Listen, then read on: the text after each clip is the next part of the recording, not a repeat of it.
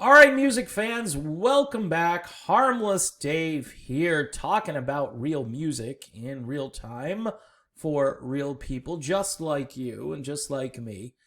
Ted Nugent is a guy who's been completely focus tested off of rock radio, off of any format. He wasn't a top 40 guy.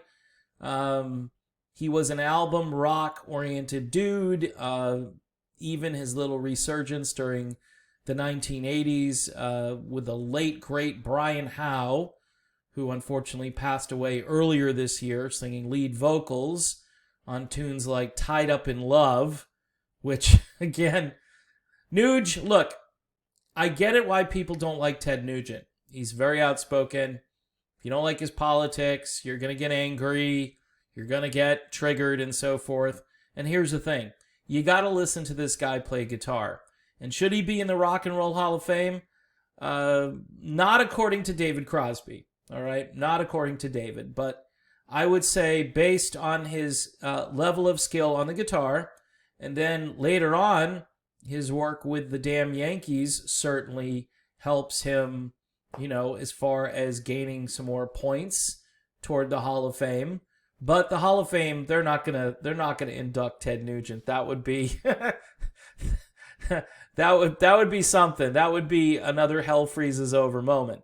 So Nuge, who is an outspoken critic of those who use drugs and alcohol, has been celebrating 71 years of clean, sober living. And he likes to rub it in.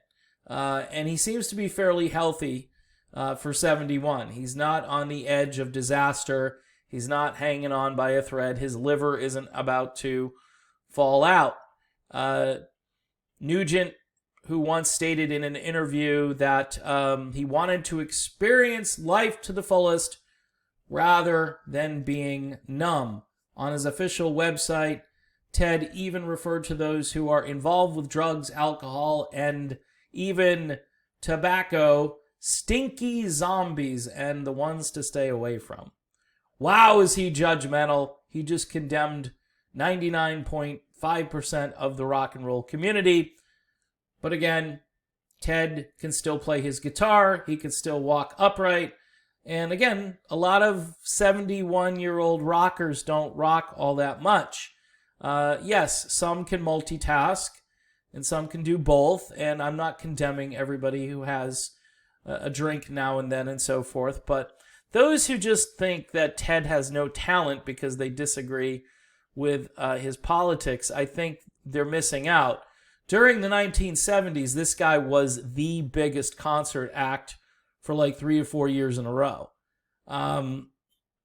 His debut album is just a sonic wonder.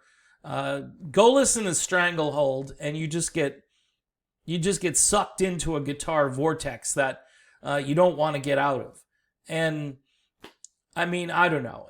Again, it's an acquired taste, and if you don't like it, I guess you don't have to like it, but I would still say that Ted is a fine guitarist, and certainly, based on the number of years he's been at this, oh, and let's not forget his work in the Amboy Dukes.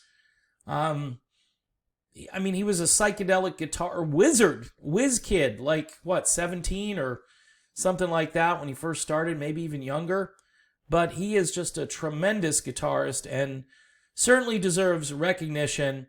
And if you can't take the politics and you just can't do it, at least recognize that the guy is a bit of a genius on guitar. So, we just lost an amazing guitarist by the name of Eddie Van Halen. Ted was here before Eddie. Obviously, Eddie's in the Hall of Fame with Van Halen. Ted probably should be in the Hall of Fame for, having influence on a whole generation of players who I think these days fail to acknowledge Ted because they disagree with his politics. So, kind of a shame. I'm a big Ted Nugent fan, and I don't know. I guess it's not cool to be a Nuge fan these days, but whatever. Anyway, done with this one. I'll be back soon. Thanks for watching. Don't forget to subscribe, and I'll see you soon.